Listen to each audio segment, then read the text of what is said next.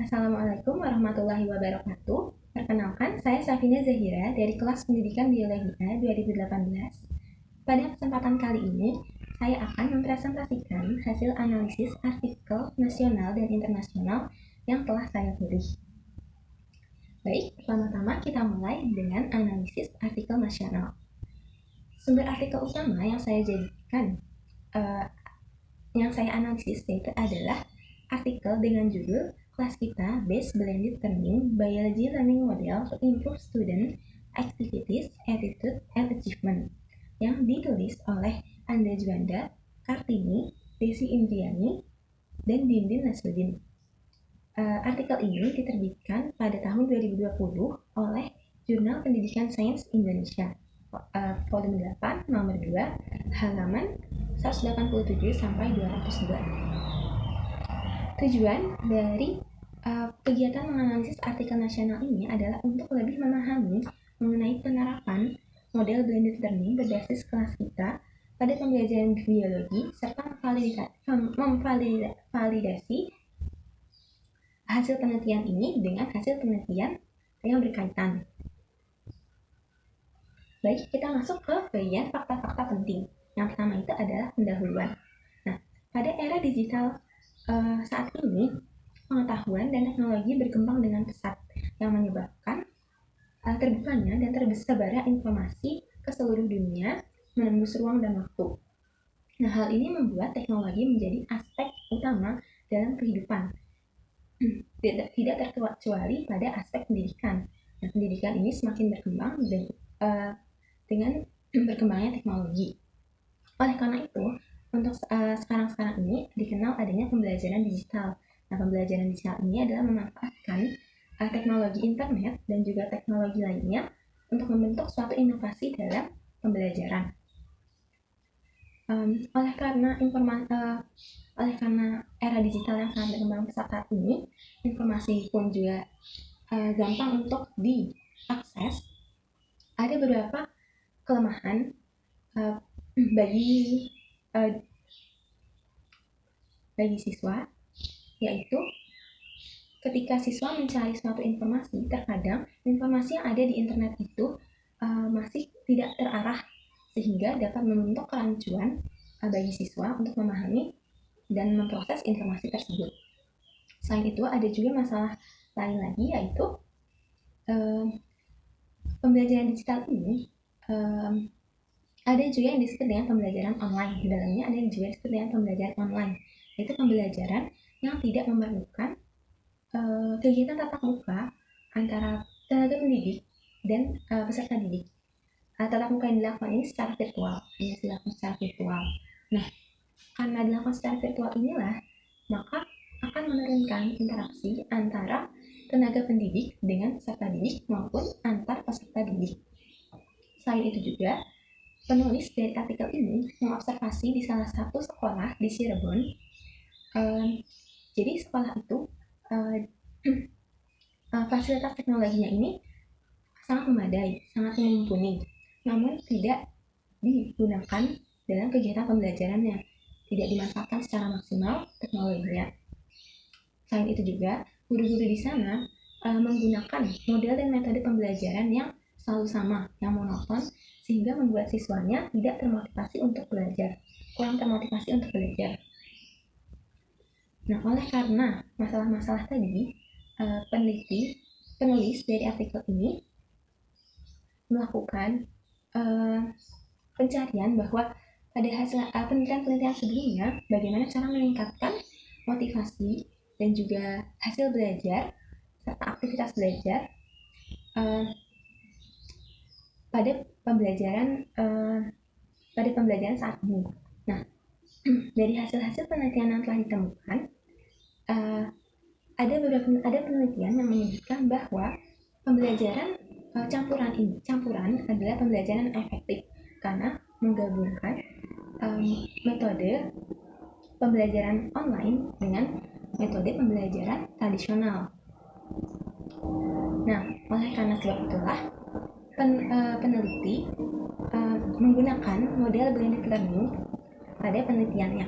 Model blended learning ini adalah model pembelajaran yang menggabungkan antara pembelajaran online dengan pembelajaran tatap muka.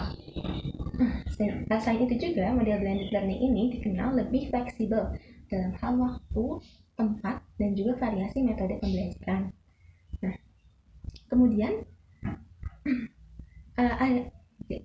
peneliti memutuskan untuk menggunakan suatu platform pembelajaran yang disebut dengan kelas kita.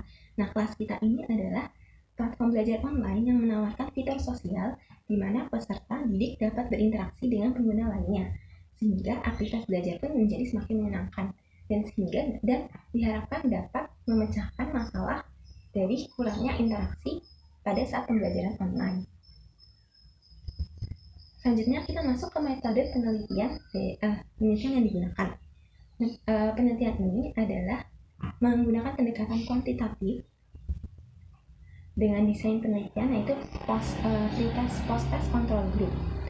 Nah, sampel penelitian ini adalah 67 siswa kelas 10 MIPA MAN 1 Kota Cirebon yang terdiri dari 33 siswa sebagai kelas eksperimen dan 34 siswa sebagai kelas kontrol, yaitu kelas 10 MIPA 3. Untuk materi pelajaran biologi yang dipilih dalam penelitian ini adalah perubahan lingkungan.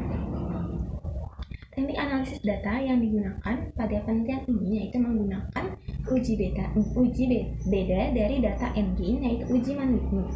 Nah, sebelumnya juga telah dilakukan uji prasyarat analisis yaitu uji normalitas Shapiro-Wilk dan juga uji homogenitas.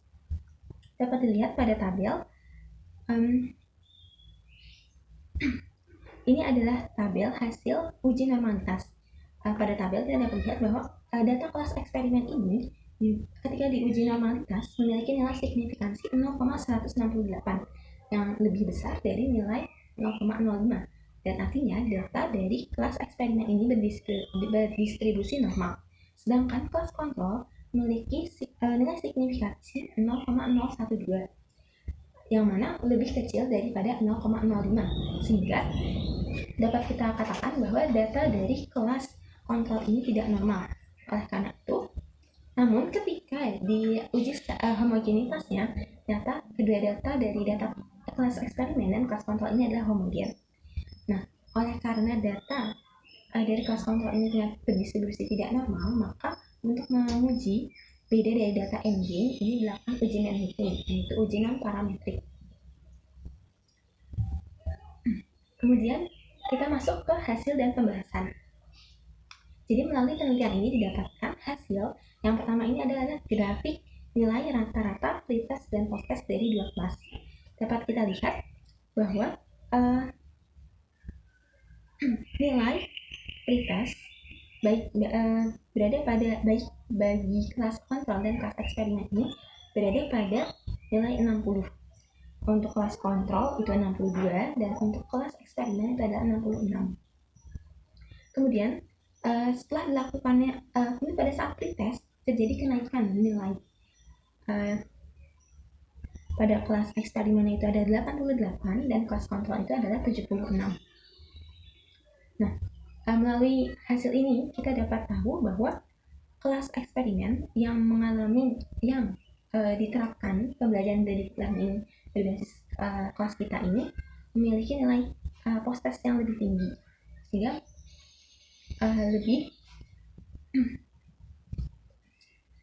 artinya mampu meningkatkan hasil belajar dari siswa. Nah, untuk grafik yang kedua itu adalah grafik rata-rata total nilai endgame antara pretest dan posttest hasil belajar siswa.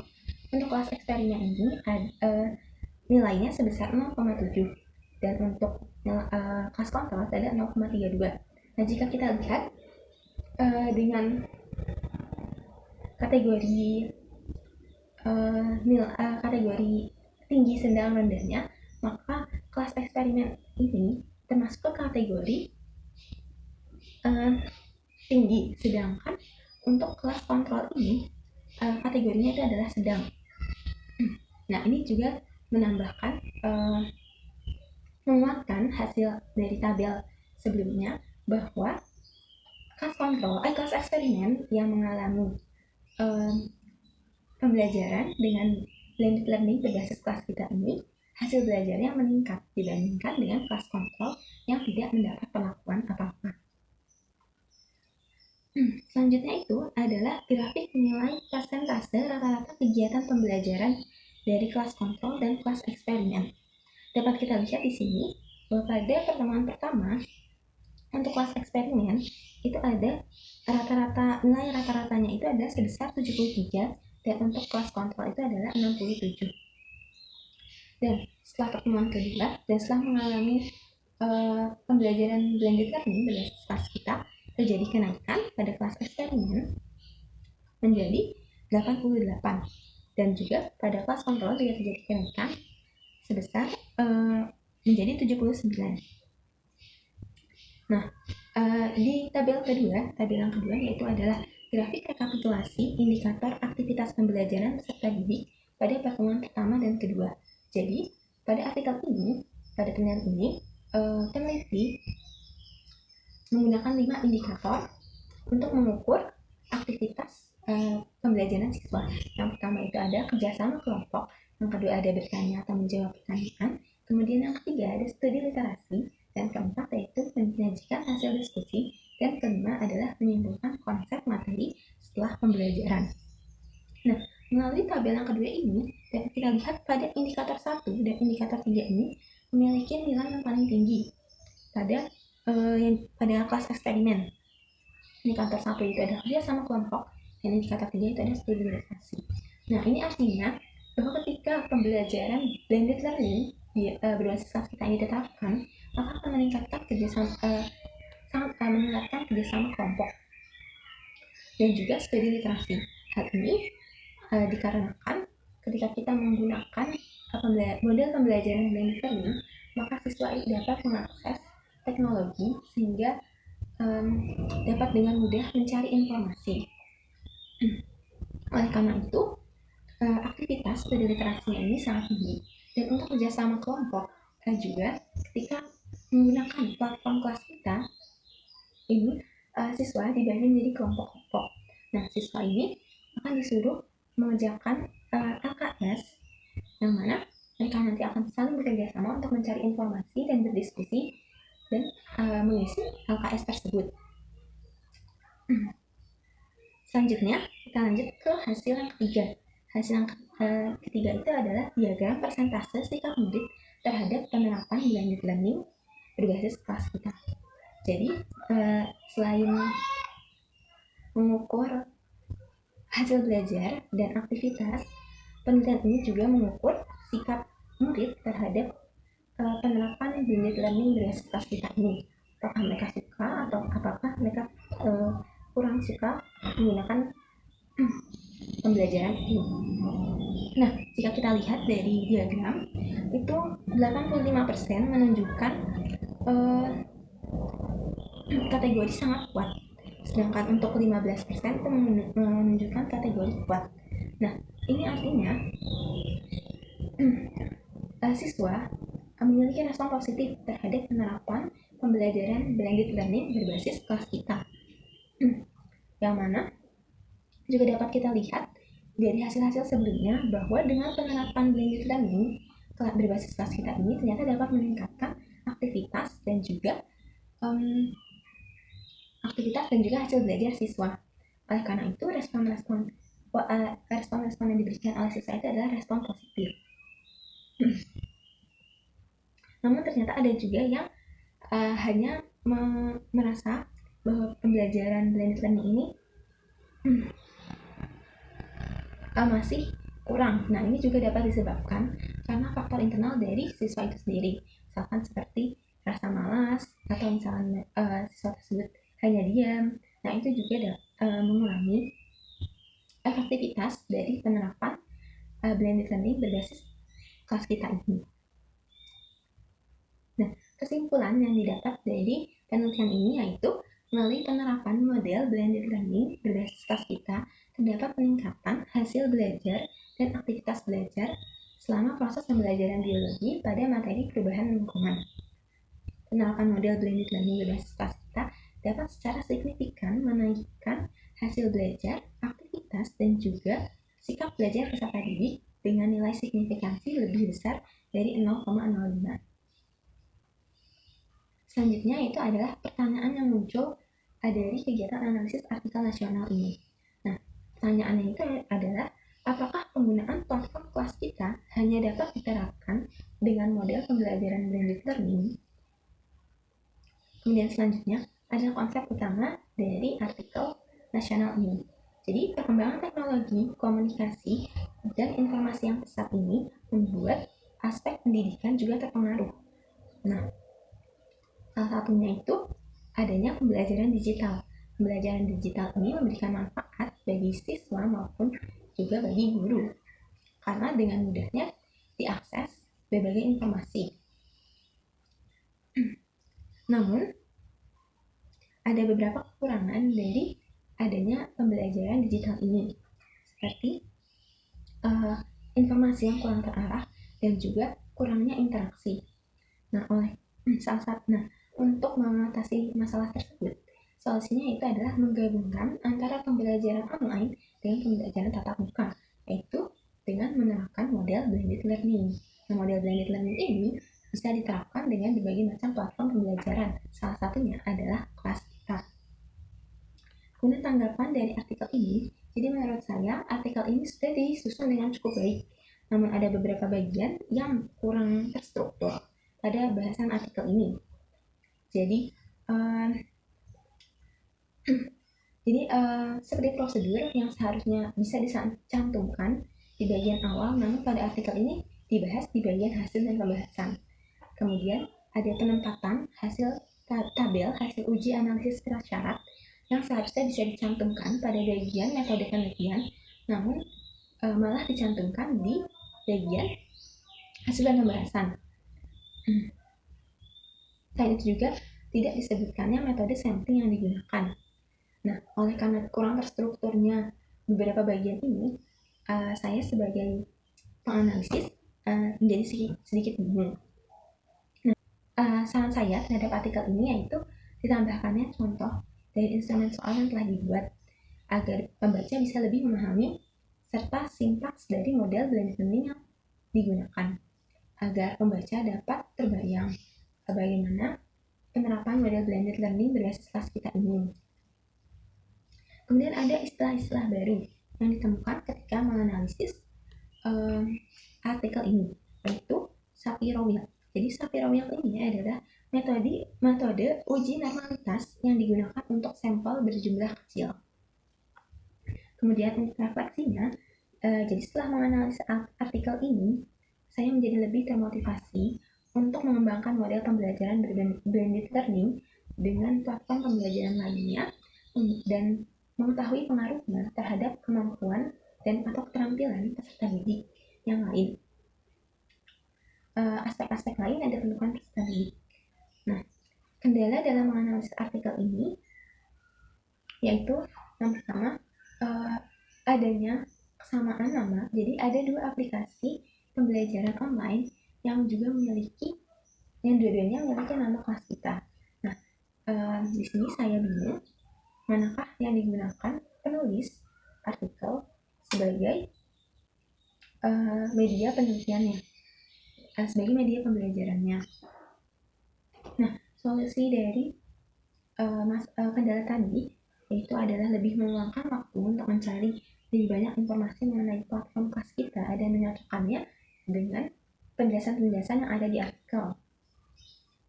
Dan sekaligus juga dapat mencoba aplikasi tersebut untuk lebih memahami dan dapat melengkapi penjelasan terkait materi penelitian ini. Baik, selanjutnya kita lanjutkan dengan analisis artikel internasional. Sumber artikel utama yang saya gunakan yaitu adalah artikel yang berjudul Edmodo-Based Blended Learning Model as an Alternative of Science Learning to Motivate and Improve Junior High School Students Scientific Critical Thinking Skills, yang ditulis oleh Sri Wahyuni, Ibu Srimadi Sanjaya, Erman, dan Budi Jatmiko. Diterbitkan tahun 2019 oleh International Journal of Emerging Technologies in Learning, volume 14, nomor 7, halaman 98 sampai 110. Tujuan dari kegiatan analisis artikel internasional ini yaitu adalah untuk lebih memahami tentang implementasi model pembelajaran blended learning berbasis Edmodo pada pembelajaran IPA serta pengaruhnya terhadap kemampuan berpikir kritis ilmiah, serta untuk memvalidasi hasil penelitian ini dengan penelitian-penelitian yang berkaitan secara tepat dan kritis. Kita masuk ke bagian fakta-fakta penting. Yang pertama itu adalah pendahuluan. Kurikulum pendidikan saat ini dirancang untuk menghasilkan lulusan yang unggul serta mampu bersaing di era global. Nah, salah satu caranya yaitu adalah untuk menghasilkan lulusan yang unggul ini dengan memasukkan nilai-nilai pengembangan keterampilan abad 21. Keterampilan abad 21 itu sendiri meliputi kemampuan berpikir kritis, memecahkan masalah, kreatif dan inovasi, serta kolaborasi dan komunikasi. Salah satu keterampilan abad 21 yang penting untuk dimiliki oleh siswa ini adalah kemampuan berpikir kritis, terutama berpikir kritis ilmiah. Kenapa penting? Jadi menurut Bayer dan kawan-kawan, siswa yang memiliki keterampilan berpikir kritis ilmiah lebih tinggi akan memperoleh hasil belajar yang lebih baik dibandingkan dengan siswa yang mempunyai keterampilan berpikir kritis ilmiah yang rendah. Oleh karena itu, peneliti mengangkat topik keterampilan berpikir kritis ilmiah. Selain alasan tadi juga, ada beberapa hal yang mendukung untuk mengangkat topik keterampilan berpikir kritis ilmiah. Yang pertama itu, berdasarkan hasil Program for International Student Assessment atau PISA di tahun 2015, ternyata siswa di Indonesia ini masih berada pada level 3 dari level 6 dari 6 level yang ada di PISA. Nah, level 3 ini menunjukkan bahwa kemampuan yang ada itu menjelaskan konteks sederhana berdasarkan pengetahuan ilmiah. Sedangkan untuk mencapai memiliki kemampuan berpikir kritis ilmiah itu, seharusnya seorang siswa itu mampu menjelaskan konteks yang kompleks, bukan konteks yang sederhana. Nah, selain itu juga ada hasil dari TIMSS, yaitu The Trends of the International Mathematics and Science Study, yang diselenggarakan oleh IEA tahun 2011 untuk ranah sains dan kognitif. Itu ditemukan bahwa pelajar Indonesia memperoleh nilai di bawah nilai rata-rata internasional, yaitu sebesar 397. Nah, nilai ini termasuk nilai kategori yang rendah. Jadi, oleh karena hal-hal ini, peneliti semakin yakin untuk mengangkat topik keterampilan berpikir kritis ilmiah dan bagaimana cara meningkatkan keterampilan ini. Nah, karena harus meningkatkan keterampilan abad 21, pendidik itu harus menerapkan inovasi dan strategi baru dalam pembelajaran untuk meningkatkan keterampilan berpikir kritis ilmiah. Nah, berdasarkan hasil-hasil penelitian sebelum-sebelumnya, ada banyak peneliti yang menerapkan model blended learning untuk meningkatkan hasil belajar dan kemampuan berpikir kritis. Selain itu juga, ada peneliti yang menggunakan platform Edmodo untuk mengembangkan kemampuan berpikir kritis, yaitu penelitian oleh Fatimah di tahun 2014 yang menyatakan bahwa Edmodo menawarkan kesempatan unik untuk berkolaborasi antar siswa di mana mereka dapat membentuk tim kolaboratif sehingga dapat mengembangkan kemampuan berpikir kritisnya. Oleh karena latar belakang dan masalah-masalah yang tadi sudah dijabarkan, peneliti melakukan penelitian dengan tema penerapan blended learning berbasis Edmodo untuk meningkatkan motivasi dan juga keterampilan berpikir kritis ilmiah pada pembelajaran IPA di tingkat SMP. Selanjutnya itu adalah metode penelitian yang digunakan pada penelitian ini.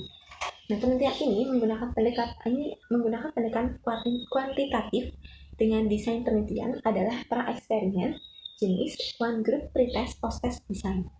Desain penelitian pra-eksperimen ini digunakan peneliti untuk mengetahui dampak perlakuan terhadap subjek penelitian tanpa kelas pembanding atau kelas kontrol.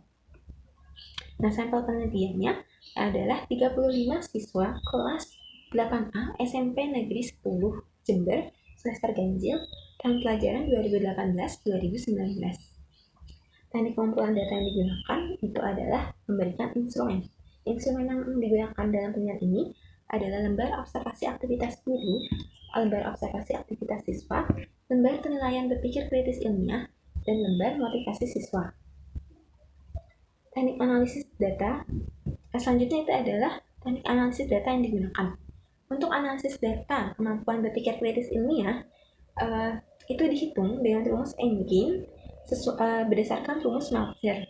Dapat dilihat pada gambar di sebelah kiri, yaitu Engine ini adalah hasil dari pengurangan nilai post-test dengan pretest, kemudian dibagi konstanta 100 dikurang nilai pretest. Kemudian untuk analisis data motivasi siswa itu menggunakan rumus P sama dengan M kecil dibagi M besar dikali 100%. Nah, hasil penghitungan menggunakan rumus ini nanti akan disesuaikan dengan tabel di samping yang menunjukkan kriteria motivasi. Jadi ada sangat termotivasi, ataukah termotivasi saja, ataukah kurang termotivasi. Selanjutnya yaitu kita masuk ke bagian hasil dan pembahasan. Nah, yang pertama kita lihat di tabel indikator dan definisi operasional dari kemampuan berpikir kritis ilmiah. Jadi, pada penelitian ini ada beberapa indikator yang digunakan untuk mengukur keterampilan berpikir kritis ilmiah. Nah, itu berdasarkan Vasion tahun 2011.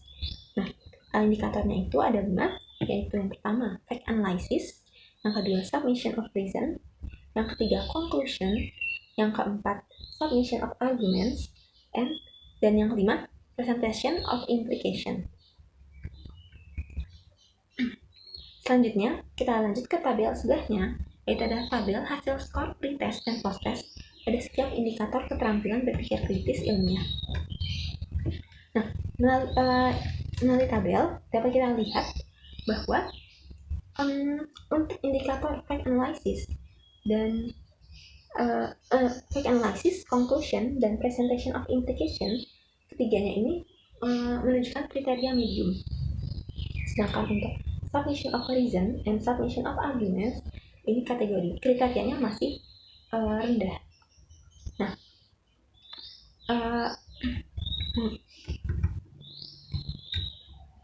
hal ini dapat disebabkan karena ketika menggunakan model blended learning berbasis model ini, peserta didik yang dapat mengakses banyak informasi dari berbagai sumber, tidak hanya dari buku ataupun dari LKS saja, melainkan dari internet, dan kemudian mengolahnya, mengambil informasi tersebut dan mengkaji informasi tersebut, sehingga untuk indikator fact analysis ini tergolong medium. Sedangkan ketika pembelajaran blended learning berbasis model ini diterapkan, ternyata untuk penyampaian pendapat, penyampaian suatu alasan, atau penyampaian suatu argumen ini masih kurang. Masih belum ditemukan adanya siswa yang mampu menjelaskan suatu konsep menggunakan penalarannya dengan alasan yang jelas. Mereka hanya mengambil informasi dari internet atau dari sumber lainnya, kemudian hanya menyampaikan saja, tidak ada suatu alasan yang mendukung. Selain itu juga sama dengan argumen, masih belum ditemukan adanya siswa yang menyampaikan argumen yang relevan, yang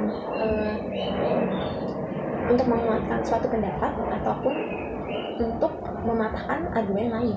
Itu masih belum ditemukan.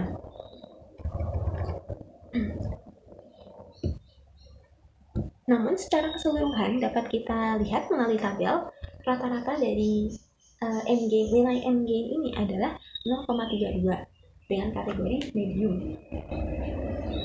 Sehingga dapat kita untuk kesimpulan bahwa keterampilan berpikir kritis ilmiahnya ini masih berada pada tingkat sedang.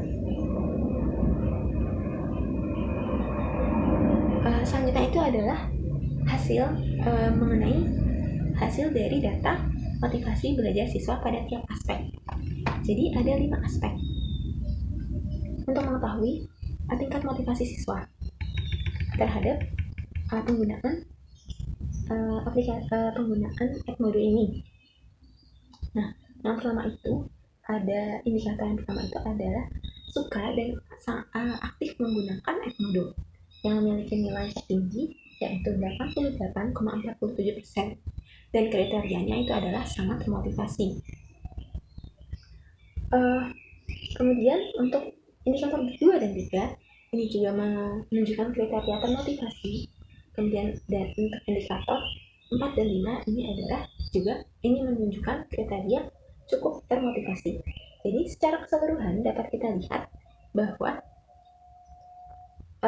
penggunaan Edmodo ini keseluruhan motivasi belajar siswa ini sebesar 78,13%. Nah, dengan kategori yaitu termotivasi. Melalui hasil keseluruhan ini dapat kita katakan bahwa siswa menyukai penggunaan Edmodo dalam penerapan model blended learning. Karena apa?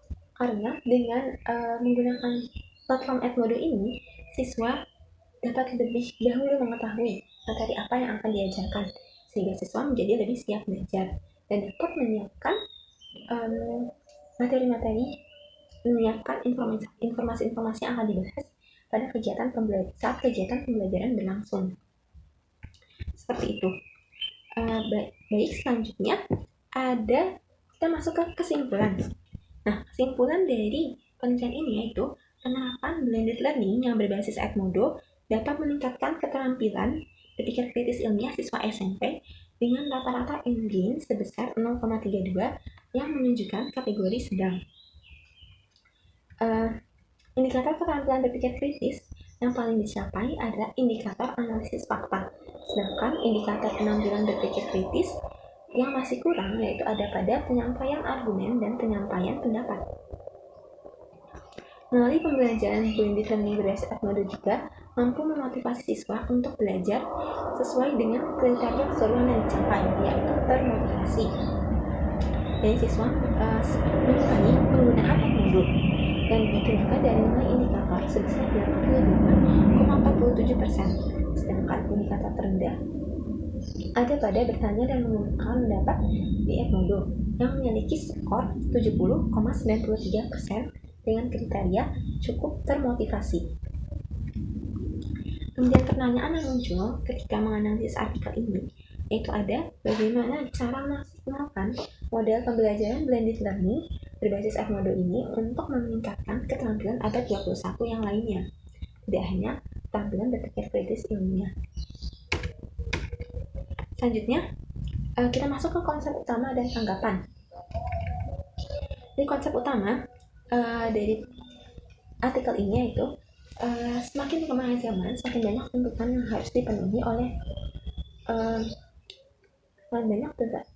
terutama oleh pelajar. Pada abad 21 ini diharapkan setiap pelajar ini mempunyai keterampilan abad 21 agar dapat menjadi sumber daya manusia yang unggul. Nah, salah satu keterampilan abad 21 ini adalah keterampilan berpikir kritis. Nah, keterampilan abad 21 ini dalam rangka ditingkatkan, pemerintah melakukan perubahan pada kurikulum di Indonesia dan juga mulai memasukkan banyak nilai-nilai pengembangan keterampilan abad 21.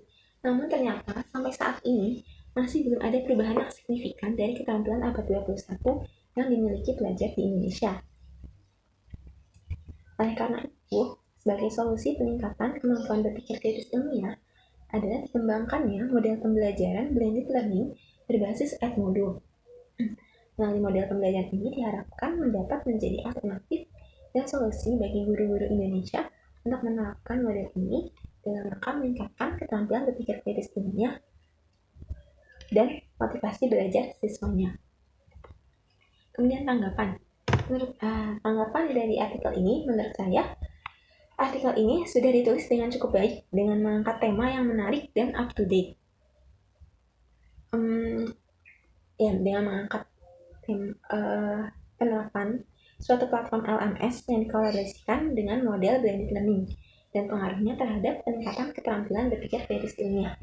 Namun ada beberapa hal yang ingin saya komentari, yaitu tidak adanya prosedur penelitian, sehingga akan sulit bagi pembaca untuk memahami dengan lebih jelas bagaimana pembelajaran model blended learning berbasis Edmodo ini terlaksana. Selain itu, walaupun sudah disertakan sintaks, namun menurut saya sintaks yang disertakan ini masih sangat umum, masih belum terlihat keterkaitan antara kegiatan pembelajaran yang dilakukan terhadap indikator yang akan dicapai. Oleh karena itu, lebih baik ditambahkan penjelasan mengenai sintaks yang digunakan.